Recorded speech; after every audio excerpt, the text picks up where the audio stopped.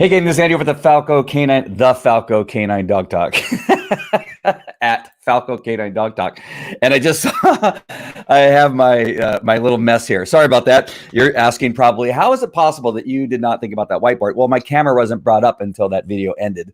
And now I see my stuff up there. Did you know in California, you have a 0.03 chance of dying of COVID-19 right now? So sorry about that. And it will go down lower as soon as we start doing more testing. Anyway, that's a whole nother subject matter. And I'm sorry that that's up there, but I don't want to erase it while you all are watching because that would look really silly.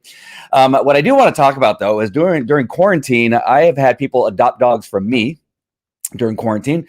And I've seen a lot of posts, I would say a lot of posts, where people have said, look at the new addition to our family, and they have this new dog and that kind of stuff. And I have a little bit of concern, and I am not a doom and gloom type of person. I look at things mostly in the positive aspect as possible, outlook as possible. And so, but I just am concerned that, you know, as we came into this quarantine and we're alone in our homes, or maybe, you know, two people in the homes, and you think we need to add something because this is kind of boring sitting here. And so let's go get a dog, right?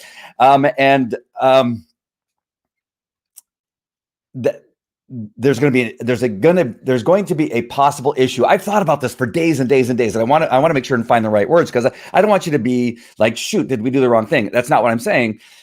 But remember that we're all going to go back to work and school someday. And we've now brought this dog who we're spending a lot of time with right now. Another person sent me a Facebook message in Messenger and brought up the aspect of, you know, what's going to happen. You know, we have this dog, and now is the dog going to have a problem with us not being around? Because pretty soon we're not going to be around. And so there's two things that I'm concerned about. One is that now you're spending a lot of time with the dog, you're walking the dog, you're playing fetch with the dog, and you're able to spend time with the dog. But as you go back to work and other things, I want to make sure that you don't forget the dog. So there's that thing. What I would encourage many of you do, and this isn't because, you know, we have Falco Canine Orange County and we have our classes, our group classes and things that will soon go back into operation, that I'm not telling you this for business purposes solely in order to gain, you know, customers. But I would encourage you, whether you come to us or somebody else, is that you get into some group training program so that you can continue this this building of your relationship with your dog, not only when you're just home for the couple hours that now, you know, after this thing's over, that you're going to be home after school and after work, and then for a few moments in the morning, and then you're going to leave, is that you can continue to build this relationship and keep this relationship strong. Because like a marriage or a boyfriend-girlfriend relationship or engagement relationship, you know, there's this this honeymoon period, not only for people that are married, but for people that meet each other, that in the beginning, things are all really fun and exciting as you get to know each other and learn about each other's quirks. And in the beginning, those quirks are kind of interesting and fun. And then pretty soon those quirks, as you spend more time with that person, aren't as interesting and fun. And you're going, oh, now the thing you loved is the thing you hate, right? And then, but the beginning stages is all fun, right? We're all having a really good time, and you're able to spend time together and all that kind of stuff. And then pretty soon, you go back to work, you go back to school, you go back to, you know, other things that interest you, and then some things begin to struggle. That relationship begins to struggle a little bit. But the thing that you always have to remember is that you have to bring it back to a place of enjoyment. And that those places of enjoyment are going to be when you get out and go for a walk, when you go and spend time with your dog, when you join something together. That's why it's great, you know, as a couple to join, you know, still need a dog. All right, we're going to find one for you. I'm committed, or maybe I should be. Maybe I should be, or maybe I should be. Yes, you should be committed. That's kind of funny. And so it really is important that you do adopt dogs from shelters. You do, you know, take these dogs into your home. But remember the thing that every shelter that I know of, and rescue, and even, you know, people that sell dogs, is that home has to be a forever home. Right? We don't want a temporary home. That's the thing that I'm most concerned about, that you're going to adopt a dog, bring it into your home during the quarantine because it makes you feel good. And then whenever this thing gets lifted, I'm hoping it's tomorrow, but if it's not tomorrow, if it's, May or June or whenever it is that now suddenly the dog becomes a burden, right? The dog was something that helped you get through the quarantine, but now that the quarantine's over, now the dog is a hassle, and you don't want that to happen, right? It may be too late. You've already adopted the dog, right? And so let's try to make that a forever home. The way you're going to do that is to continue the relationship in the next stage. There's many relationships that were great when you were dating, but when you got married, it all went horribly wrong. And then in a couple of months, a couple of years, you're divorced. It's because you didn't try to maintain what it is that got you in the relationship in the first place. How do you do that? You go out and have fun. You go on dates. You experience life. You go on vacation together. Maybe sometimes you do something separately, and then you come back and do things together. Whatever that is for that relationship, you got to maintain it, make it happen. But it's going to take somewhat of an effort, and that effort becomes more difficult, I think. And this is where I begin to think, is when we're at work and at school, and now we have all these other responsibilities and the struggles that come with work and school. And we want to look towards our relationships. One of those relationships is with the dog that we brought into our life. The other thing, and this is going to be a very short Facebook Live, but I just want you to think, what is it you're going to do with that dog? So let me, before I leave that point, before quarantine ends, figure out what is going to be the plan that you're going to try to do and follow through with in regard to the dog you just adopted and spent time with, and continue that relationship with your dog, because this really is a relationship. I talk about it all the time. In the opening, you see, I bring up love and respect, right? Always bring up love. Those two things are super important for every relationship, including a relationship with the dog, right? A certain level of love, you can have too much love, really can have too much love. And I've seen it. I've seen too much love causes, bad things to happen, aggression, and a whole bunch of other stuff. And this Facebook Live or this broadcast or this replay that you're watching would be way too long if I go into all that. But you have to have a very appropriate amount of love for the dog you have. I have 5 kids. Each child, I have to show my love in a little bit different way, because if you show too much, it can get you into trouble. Again, this is a very complicated issue that I brought up for years. Those of you that have been around Falco Canine Academy for a very long time understand that I talk about that all the time, that I've told you, you love your dog too much, right? You're so in love with your dog that you don't tell your dog no. You're so in love with your dog that you don't have discipline. You're so in love with your dog that you don't know any boundaries. You have not given your dog any boundaries because that love is getting in the way of your common sense for that dog.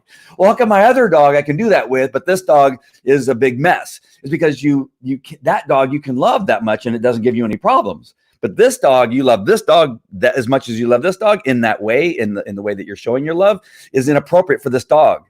This dog can't handle that. This dog needs more boundaries. This dog needs more rules and needs more discipline, because because of that dog, because of that breed, because of that dog's instincts, whatever it is in relation to that dog, it's separate and it's different. All right. Same thing with respect. The opening started and has respect in there. And it's has to go both ways. The dog has to have respect for you, and you have to have respect for that dog. Right. How is that you're going to carry this over out of quarantine is going to be very different based on the dog you have, the breed you have, how much time away from home you're going to have from that dog. And so all that's got to be measured in as to what it is you're going to do with that dog. Some dogs need a lot of activity, right? They need a lot of running. They need a lot of time outside the backyard, outside the home, especially if you have a dog and you live in an apartment. That dog that you bought, unfortunately, is not a dog that can live in a small apartment without getting out and doing stuff, stimulating his brain. Remember that a dog burns more energy by thinking than it does by running. And so you may have to put in some really strong obedience routines for that particular dog to really burn some of that energy off, in addition to playing fetch and all the other things you're going to do.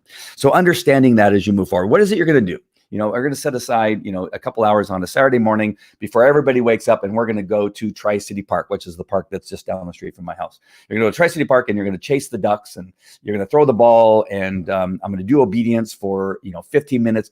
15 minutes of obedience will sometimes burn a dog out completely and exhaust that dog and burn some of that energy off. And that's exactly what you need, so the dog does not get in trouble at home because he's bored to tears and now begins to eat something that he shouldn't eat. All right. There's other dogs that don't require that much activity. They're just they've been bred in a way that that dog is just a lap dog for the most part, and you don't need that much. But that dog still needs to be taken outside and shown what the world looks like outside of the four walls of your home.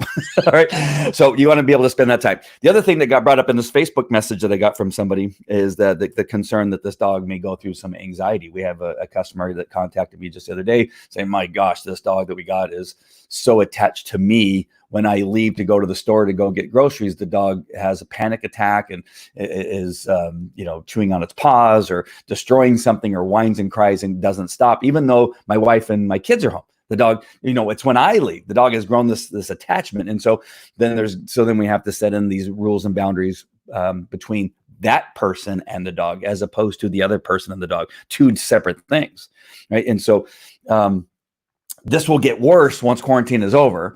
And so what you need to do is now build in the separation, the ability for the dog to handle the separation. You need to start building that in now, and not just, on the day that, your job opens back up and you go back to work, you can go back to the gym, you can go back to school, that day, all of a sudden now you're gone. Right. There are some dogs that will just who cares? I'm glad you're gone because you're a pain in my ass. Other dogs are going to go, where'd you go? I've just spent a month with you straight, and now all of a sudden you are gone. And so there's going to have to be, I think, a little bit of buildup to that time that you're going to be gone. It's great that you can take the dog on a walk early in the morning, in the afternoon, in the evening. I have people that I see, they are, I don't know. They may have walked 1,000 miles between quarantine start and now, because I see every time I look out my window, they're walking by. They're walking by the house. I go, wow, that neighbor is walking constantly. They really love walking. And I see people walking their dogs. Right. Every so often, you may want to go for a walk without your dog. Every so often, you may just leave the house for a little while, and again, just build in this activity, which is, for the dog, it's lack of activity, right? You're gonna have to build the lack of activity for the dog. And that is that you leave and then you come back, leave and come back. And when you come back, you go, wow, hey, nice to see you, buddy. And then you spend some time with them, and then you leave for a little bit longer period of time. And then you come back, wow, nice to see you, buddy. And you build in the dog's ability to handle your, you leaving, handle your disappearance from the home. There's another word I can't think of it. You're not being present, right? So you need to probably build that in for some dogs. If you see a hint of separation anxiety in your dog as you leave, like he's became a little bit destructive while you're gone, you may need to start building up the ability to tolerance. There's one word I was looking for earlier. You need to build your dog's tolerance up of your separation from the home. That sounds so much better than what I said earlier. You need to build your dog's tolerance up as you begin the home. Super, super important. All right. If there's any questions, I see people commenting. As you're commenting, just tell me who you are. I recognize most of the names, but tell me where you're watching this, because again, we're broadcasting on Facebook, on YouTube, on Twitter, and Twitch. If you're watching this, whether you're watching the replay or the live version, please comment. The comments are a way that this video will get out and more people will be able to see it. So it really is. I appreciate it if you just simply comment, or you comment and you put one of those emotions on there, whether it's love or hate or love or cry or whatever it is. And so anything you can do to help push this out. Also, if you would share this message to people that that have just simply most recently, thank you, Jerry, for putting live. I appreciate that. Jerry Litt. I would love to have the last name Litt. Well, I'm not sure if maybe not. Because when people say I'm lit, means that you've been drinking. But it seems like I would have fun with a name like that. I'm not but something is lit means that it's fantastic, right? Jerry's lit, like Jerry's a cool guy. So lit is a pretty cool, and it probably wasn't that cool. I mean, it was cool, but it probably isn't as cool as it is now, right? In the world today, being lit can mean two things, I guess. But when I say, oh, I'm so, if you're saying that you're talking about yourself, I'm so lit, it means that you've been drinking a lot. But if somebody says you're lit, can be both, right? It can be that you're happening or that you've been drinking too much. Hey, Bev, nice to see you. Jerry, what did he write here? Some shelters were empty during this pandemic, and I wonder the same, what will happen when people have to leave the pup again for work and travel? Will the dogs get returned to the shelter? Again, I'm Jerry. That's definitely what I was thinking the other day, just because I was seeing so many messages of people getting dogs. And I just began to think, let's hope that they stay committed to their dogs as they move forward. So that's really what I want to say. I don't want to go too far because, again, I don't want to make this a negative thing. I am really appreciative of all the people that have adopted dogs out of the shelters and rescues and brought them into their homes. But I just want to make sure that it's forever, that it's not just temporary, a temporary relief, a temporary Band-Aid to your loneliness that will simply go away once you go back and start, engaging with people and going to work and to school and traveling. It's the other thing. One of the reasons I don't have a dog, and you're saying, Andy, the owner of Falco Canine Academy, who is an expert speaker on dogs and has written books on dogs, doesn't have a dog?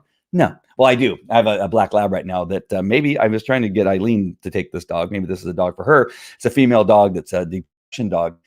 That's I would make if somebody make an offer on this detection dog would be.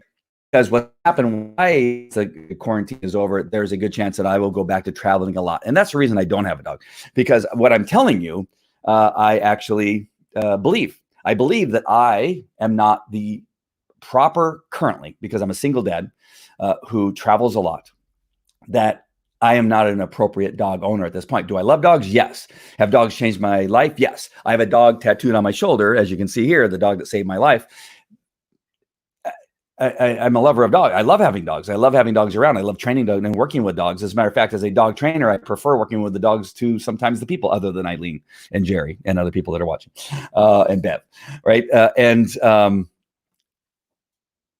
The fact that I don't have a dog should tell you that I truly believe in what I'm telling you, is that I know that I don't have time for a dog. So it's something that's super important to me, that if you're going to have a dog, if you're going to adopt a dog and bring it in your life, that you make time for that dog, just like you make time for your spouse, just like you make time for your fiance, just like you make time for your boyfriend or girlfriend, just like you make time for your children. It would be so easy sometimes as a workaholic, as I can be, to just simply work and say, you know what, ex-wife, take the kids. I'm busy working and traveling. That would be the simpler life, right? That would be the much simpler thing to do, work and travel. But I have young kids, a 6-year-old and a 9-year-old, a 12-year-old, a 13-year-old, and a 25-year-old. But that's not who I am. I am a father. Being a father means that I need to make time for my kids. I need to have the responsibility and uphold my responsibility to raise them to be proper human beings that will give something to this world now and as they get older. That is my responsibility. I brought them into the world. My responsibility is to make sure that they don't make the world worse, that they make the world better, right? So when you adopt a dog, it is your responsibility that you took the step to adopt that dog, that you train the dog, you care for the dog, that you love the dog, that you respect the dog, and you don't return the dog to the shelter, right? These are 5 or 6 of your responsibilities. I want you to maintain the relationship, and I don't want you to feel like the dog is a burden. How a dog feels like it is a burden is when people stop spending time with the dog and stop working with the dog and stop stimulating the dog's brain, and the dog becomes a burden. The dog begins to get in trouble because he's bored to tears, and now he just pulled out your sprinkler system, or he just ate your air conditioning wires in the middle of summer and your air conditioning stopped working, that he or she jumps in the pool and gets hair in your filter because the dog goes for a swim because you haven't taken the dog out to the beach or to the lake or to the river when you go out to the lake, the beach, or the river. And that's when the dog becomes a burden, right? That, again, this is your responsibility. The dog can't hop in the car and take himself to the beach to go, run around by himself. The dog can't jump on the bus to go, somewhere, Petco or PetSmart and go through all the toys and taste them and pick out his favorite toy. The dog cannot do that. You must do that. So before, if you now, those of you that have not adopted a dog, but you're thinking about it, I want you to do that, but do it knowing moving forward that you can't take the dog back, right? This is going to be very strange coming from a twice divorced man, is that you should not get married unless you're planning on being married for the rest of your life, right? That was my plan. It went horribly wrong. I feel bad about it. I did not hold up to those vows. Neither one of us did, not just me, right? I failed. Right? It's a failure. You don't want to be a failure. Here's something you have a really good control of, and that is being a success with dog ownership, understanding what the outcome is going to be. That dog to live with you until he dies, right? The dog should be able to live with you until he dies as close to natural as possible, because sometimes we have to put dogs down just because we have to put dogs down. That is sometimes also is our responsibility. But your responsibility is when you adopt a dog that he stays in your home forever. Your job is to make that relationship work, but because the dog really can't. Right? The dog really can't. You're going to say, sometimes I hear people say, that dog, he hates me. That dog, is punishing me. There's all kinds of really weird things that I hear that people say about their dogs. Well, no, the dog doesn't think. I know that you want to think. The dog wakes up in the morning and goes, I'm going to see how I can really piss off my owner today. I am going to eat. I know what I mean. I'm going to scratch all the screens off the windows that are in the back of as I'm looking at the screen that has a big scratch on it. The dog, the dog didn't do it because he wanted to piss me off. The dog probably scratched the screen because he wanted to be with me, right? The dog scratched the screen because they wanted to be with me, because the dog missed me, because the dog had not had enough activity. The dog didn't scratch the screen and tear it off of the window because he was mad at me. I know people think that. Right? The dog ate this because he was mad at me. Probably not. I have a few stories where that may be true, but I'm just telling you, in most cases, the dog isn't doing it because he hates you or she hates you or dislikes you. The dog doesn't wake up in the morning and look for opportunity to piss you off. It's mostly up to you to make sure that those things happen. All right. So sorry, I went on a whole rant there. This was not supposed to go on this long. This was supposed to be really quick. Exactly my point about adoption and can take them back. Yeah, can't. Right? I think that's what you mean. Can't take them back. There's a T is missing. That's all. What if I pick the wrong one? Oh, that's a good. Thank you. That's a good one. That is a good one. That is good. Hold on. I'm going to come back to that. Yes, they do. Thank you, Scott. I appreciate that. And I still got to fill out that paperwork. I keep forgetting about your email. I'm so sorry, Scott. I do mean to open it up and actually do whatever it says in the email. I just, this homeschooling, the schoolwork has not been my friend. I love my kids, but I'm not meant to be an entrepreneur and a teacher at the same time. That's not me. Yes, can't. I thought so. All right. Just want to make sure. All right. This is a great thing right here. What if I pick the wrong one? Well, that does happen. So when people approach, and again, this wasn't really meant to go as long as it's going on, but I want to address this issue, is that early on there is an opportunity. Is that the right word? I think it might be. I think the first 2 weeks is the opportunity or the time for you to determine if the dog is a fit for your family. And in most rescues and in shelters, if you can make sure that is a good, that is a policy that they have, or if you have the ability to return the dog, that there's no buyer's remorse, right? We want to, that's not that. It's that you want to make sure that the dog is a good fit for your family. Understand that the true personality, the two the good behaviors and the bad behaviors really truly don't show up until after the first 2 weeks. And so you want to have about 30 days, a little window of about 30 days. All right. So then let me revise an earlier statement that after the 30 days, now that dog is yours, because there is sometimes you'll get a dog that has maybe never showed any signs of aggression at the shelter or rescue, or even the people that owned it before he got the shelter and rescue. If they know the history of the dog, that the dog never showed that in that situation, but in this situation in your home, the dog growls at one of the kids. It shows a behavior that's just not acceptable, that it just cannot be allowed to be in this home because it will never work, right? There's something in there in that dog's brain or in his history or in his breed that doesn't fit into your circumstances. That is something that should be considered. And then you should be able to take the dog back and go to the shelter. Hey, listen, after 2 weeks, because this is when it happens, right? After a couple of weeks, the dog started to do this thing. Like, and their thing is, well, you get the dog trained. Well, not every aspect of a dog can be trained. Learned behaviors and trained behaviors can be altered and fixed. Genetics is very difficult. Sometimes you teach a dog to maintain that genetic thing that causes you grief. And you have to now learn how to understand how to manage that. Managing it is different than training a behavior and fixing a behavior. Two different things. So also brain quirks. There are some dogs that have little quirks that are psychological, that are not fixable. There we go. That are not fixable. Again, you have to just understand it and maybe manage it. And so there are some people that are not meant to be trainers. There's some people that just aren't meant to be trained. And that's one thing that I teach trainers all the time is understand you're not teaching somebody how to be a trainer. You're teaching them how to train their dog. You're teaching them how to live with their dog. You're teaching them how to manage their dog. You cannot teach most people how to be a dog trainer. All right. They don't want to be a dog trainer. They have no interest in being a dog trainer. Some trainers take the wrong tack. They're trying to teach a human being how to be a trainer of dogs.